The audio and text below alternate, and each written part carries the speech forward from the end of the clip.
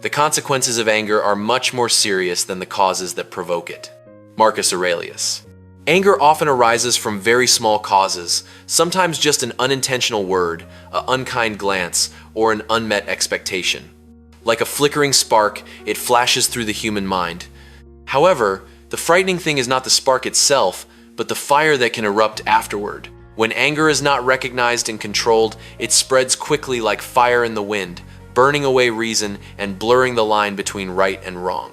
The consequences of anger therefore often far exceed the initial cause, leaving deep scars that time struggles to erase. Anger makes people utter words like sharp knives, which can hurt others in a moment but haunt them for a lifetime. A minute of fury can shatter a relationship built over many years of love, like smashing a precious vase just because you couldn't hold back your hand. Not only does it harm the person facing it, but anger also turns back to ravage the inner self of the one who harbors it. The heart becomes heavy, the mind shrouded in clouds of negativity, causing joy and peace to quietly withdraw. More notably, the consequences of anger often linger, while the cause that provoked it is quickly forgotten.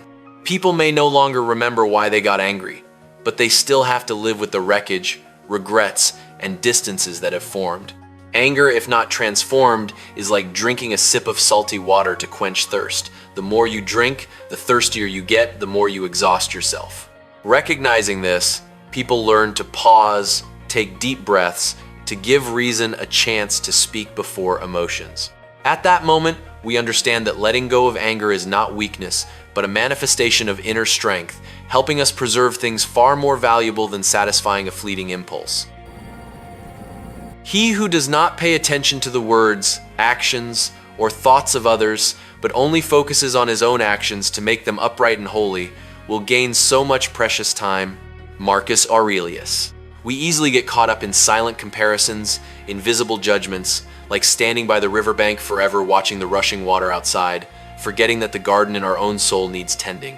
However, those who turn their gaze back to themselves, unconcerned with external distractions, are quietly possessing a priceless treasure, time and serenity.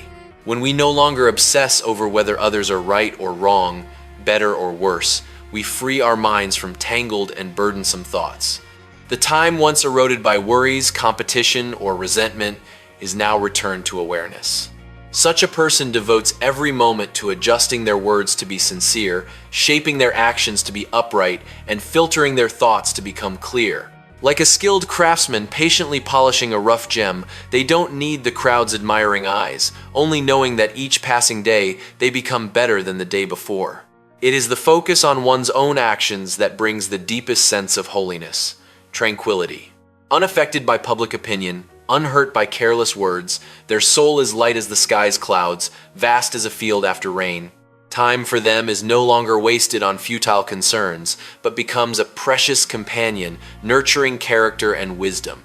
And then, in that quietness, they realize that living uprightly not only makes life more meaningful, but also opens a space of peace where one can breathe deeply, smile, and walk steadily on their own path. Life is like riding a bicycle. To keep your balance, you must keep moving. Albert Einstein. When sitting on that bicycle, we realize that if we stop for too long, instability appears and losing balance is inevitable. Just like human life, stability doesn't come from standing still, but from constant motion. Each turn of the wheel is like each day we walk, sometimes slowly, sometimes hurriedly, sometimes smooth, sometimes bumpy with potholes and gravel. Constant movement doesn't mean rushing blindly, but advancing with awareness and purpose. In that journey, there are times we must lean to maintain balance, just like when life forces us to adapt, change perspectives, or accept sacrificing something familiar to stay on course. Headwinds blowing in the face are difficulties and challenges. The steep hill is the exhausting phases that seem impossible to overcome. But it is thanks to continuing to pedal, not giving up midway, that we feel the hidden strength within ourselves and the joy of reaching the top of the hill. Life doesn't require us to be perfect or always go fast, but to persistently move forward. Each small movement contributes to keeping the soul from tilting amid changes. When we understand this, we stop fearing change, stop hesitating before failure, and learn to smile even on rough roads. Because as long as we continue moving, we are still living, learning, and maintaining balance on the bicycle called life. Many desires mean many afflictions. The one who knows contentment has a comfortable mind. Shunmyyo Masuno. In the depths of human life, desires are like undercurrents that never cease moving. When desires are few, the surface of the soul remains calm, but when they rise high, afflictions arise accordingly. Many desires not only pull people into the whirlpool of comparisons and competitions, but also keep the mind in a state of deficiency, no matter how abundant the material possessions. The more one wants, the more one feels insufficient. Like a bottomless jar, no matter how much you pour in, it can't be filled. Desires make the mind heavy because they force people to chase consecutive goals, not yet enjoying today's achievements before worrying about tomorrow. The joy just reached quickly vanishes, giving way to fear of loss and pressure to achieve more. Afflictions arise from there, silently gnawing at peace, making people feel lonely and tired even in a crowd. Desires, if not illuminated by awareness, will be like invisible ropes binding us to endless cravings. Conversely, those who know contentment walk more lightly through life. Knowing contentment is not giving up dreams or living complacently, but understanding the necessary limits so the mind isn't stretched by greed. They cherish what they have, seeing it as the foundation for joy, not a ladder to climb to new demands. The soul of one who knows contentment is like a garden tended just right, not too overgrown, not too barren, always with space for light and cool breezes to visit. When desires subside, afflictions also gradually dissolve like thin clouds before the morning sun. The mind becomes comfortable, clear, and freer, no longer dominated by calculations of gain and loss. And in that simplicity, people find a lasting happiness, the happiness of serenity, where the heart is light as clouds and life flows with a sense of inner fullness. Intelligence lies in striving, genius in accumulation.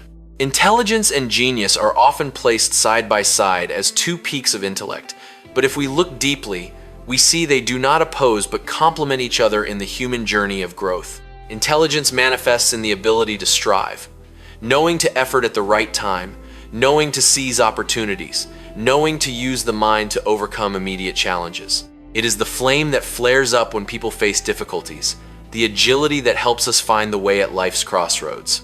Thanks to striving, people rise, improve themselves day by day, and prove their worth in specific circumstances.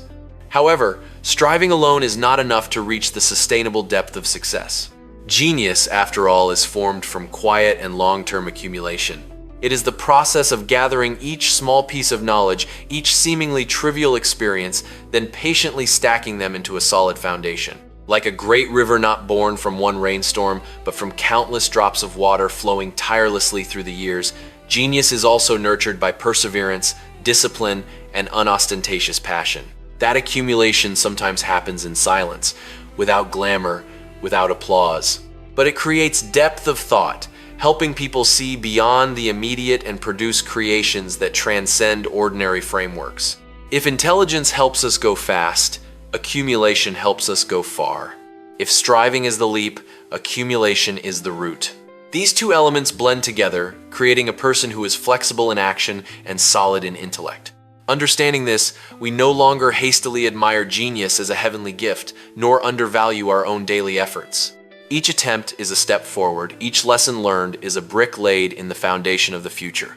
And then, in the steady flow of striving and accumulation, people gradually reach a better version of themselves where intellect is not only sharp, but also profound and enduring,